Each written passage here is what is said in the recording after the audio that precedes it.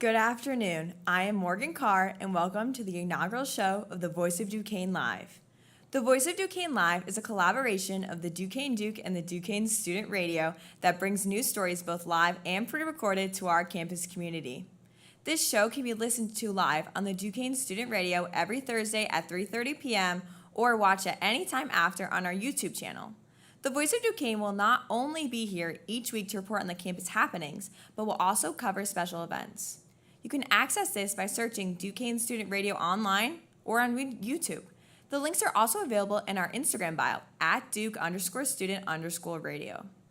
This collaboration aims to close gaps throughout the campus. This includes providing students with hands-on experience in all aspects of broadcast production and by allowing the community more mediums to get their news.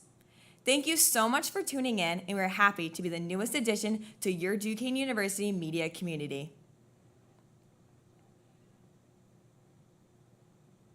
This Saturday, August 30th at noon, the Duquesne Dukes will play the Pittsburgh Panthers at Acrisure Stadium.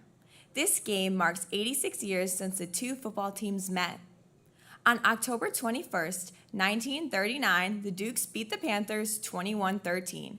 Though the highly anticipated game heavily favors the Panthers, but the odds of the game are not stopping Duquesne fans. Within hours, the Center for Student Involvement and the Red and Blue Crew sold out of 300 tickets each, though this was not surprising as since the matchup was announced, students, parents, and families expressed lots of interest in supporting their Dukes in this once-in-a-lifetime game.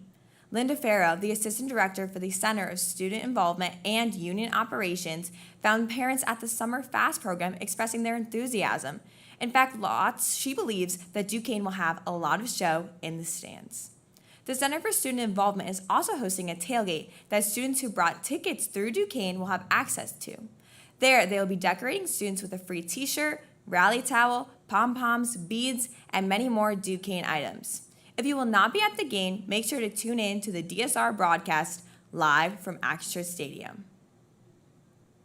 Next week, the Fall Student Expo will line AWOC September 2nd and 3rd from 11 a.m. to 2 p.m. both days. During these days, all student organizations will have a table to talk and invite new members of all years to join them. The CSI office puts on these each semester and during orientation to engage students with each other. They believe that each student deserves to be excited and feel like they belong to something. This sense of belonging allows students to grow and thrive in all aspects of their lives. They stress that no matter the year you are at Duquesne, there is still time to get involved. This gives students the time to seek out what they're interested in. It even opens the door to create their own club if they cannot find what they're looking for.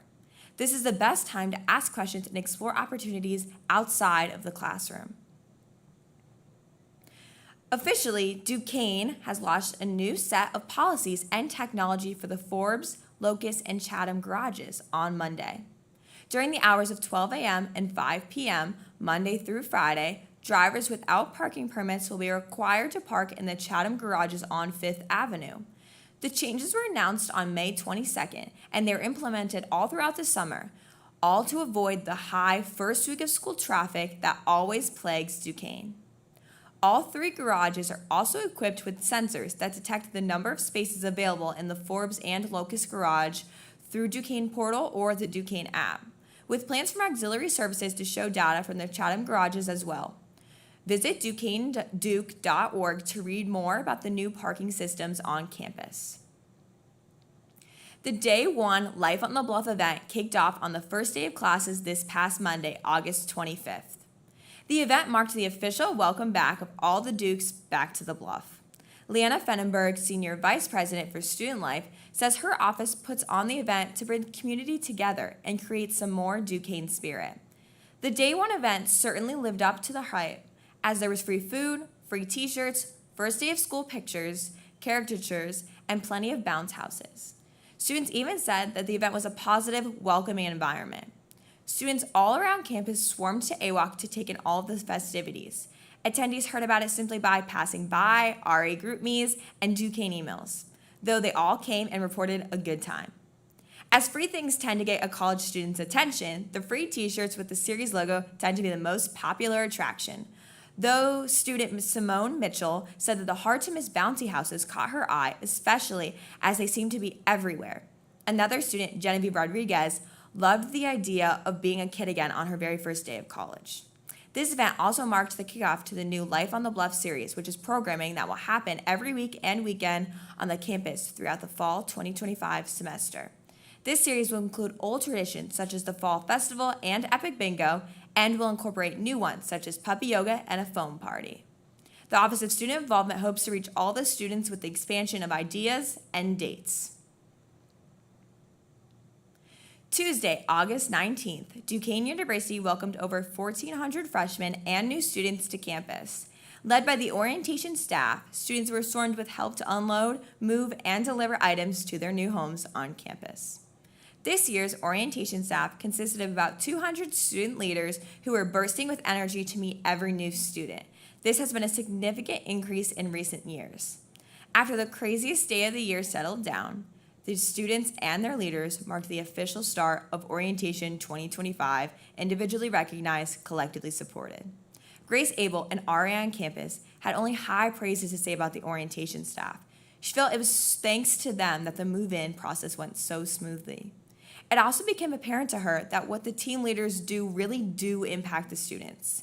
Throughout the week, she noticed that her own residents got excited increasingly throughout the week, and all thanks to the orientation student volunteers. Though excitement is not all orientation is about, a new student, Lizzie Washteen, said that the orientation was the reason her homesickness never got the best of her. It was a distraction she needed to fully adjust to the new routine college created. And she did find that it helped, that even her personal favorite events, the glow dance and the talent show, kept the energy going all week. The orientation student staff consisted of team leaders and the chairs. While the students come in just before the new students, the chairs spend the academic year planning every part of orientation. They go away on a retreat for a weekend where they all sit and come up together with a theme. This year, they took over 10 and a half hours to develop. And then they come a week before student leaders to fine-tune every detail. This type of commitment brings community to so many people like Nina Raschuti, a 2025 staff coordinator. Nina returned to the orientation staff each year because of those who surrounded her. She found them to be truly inspiring and caused her to want to leave the same lasting impression. As a chairperson, she really had the ability to take part in creating this year's theme. Nina Raschuti found that it took so long because it was hard to describe the feeling and connection that everyone at Duquesne truly feels. Her connection to the program is described by the theme because it changed everything for her, and it opened doors to so many possibilities and memories. Her most cherished part of the program are the new strong friendships that come out of it for new students and the staff. They're her community of people who support her no matter what. Nina defines a successful orientation from feedback from the new students, and Orientation 2025 would absolutely be considered a success. Faculty received messages that commuters are now looking for on-campus housing because of the connection they feel to campus. And new students enthusiastically expressed their interest in becoming a TL in the future because of how amazing their experience was last week. Now, we'll head to an interview where we dive deeper into the staff perspective of orientation. The busyness of the first week hit everyone, even Dr. Adam Wasoko. Let's hear what he had to say yesterday. And here we are happy to announce we have our first inaugural guest. Please welcome Dr. Adam Wasoko, the Associate Vice President for Student Life and Dean of Students. So, how are you excited to be our very first guest today? I feel like I'm not worthy, that there's somebody probably cooler than me that should be doing it, but I appreciate it because we just had a pretty big week on campus, so there's a lot of excitement, and yeah, it's a good time to be here. And I feel like that week comes right up with orientation, which I know you were a team leader during your time here. Yeah, so I was actually a team leader for 3 years, and I was even on our heavy lifting crew, and I kept going. And then I worked for Residence Life for about 6 years, and then came back over to the student union. So I've been with the orientation program professionally for about 13 years now, which is insane. Very good. And so you've been here forever. You've done all the aspects of orientation. What do you think is special or unique about Duquesne's orientation? I think there's a couple things. I think one, most obviously, it's student run, right? So the orientation director, assistant director, chairs, like they're really planning those events. They're making sure at matriculation that the pins are unwrapped, that we have sound, that we've ordered ferns for the stage, that emergency exits are there. I mean, like they're literally doing all of these things for the program. And I think they have a lot of control over the events, and that keeps it relevant. But I think for Duquesne, it's more than just a series of events. It's more than just, here's some paperwork you have to do, here's all the stuff you need to do to be a student. It's like an introduction to the community and who we are. And the students and myself and everybody at the university puts a lot of effort in making sure people feel like they're coming into the fold, like they feel welcome and that they found their place. So it's more than just a series of events. And I think that's what's really unique about it. And I know this year we actually had a lot of TLs more than previous years. Yeah. Do you think that this student-run organization had something to do with getting a lot more students than normal? For sure. Because the students are from all over campus, all different majors. Some of them are Greek, some of them are athletes, some of them are also RAs. They're doing a lot of different things. And then I think word kind of spreads, like within those communities, like, hey, this is a good time. And like, I feel good about doing this. So it's a really unique and diverse student body. And yeah, it was over 200 student leaders this year. And they're not compensated. They get a free t-shirt. Yes.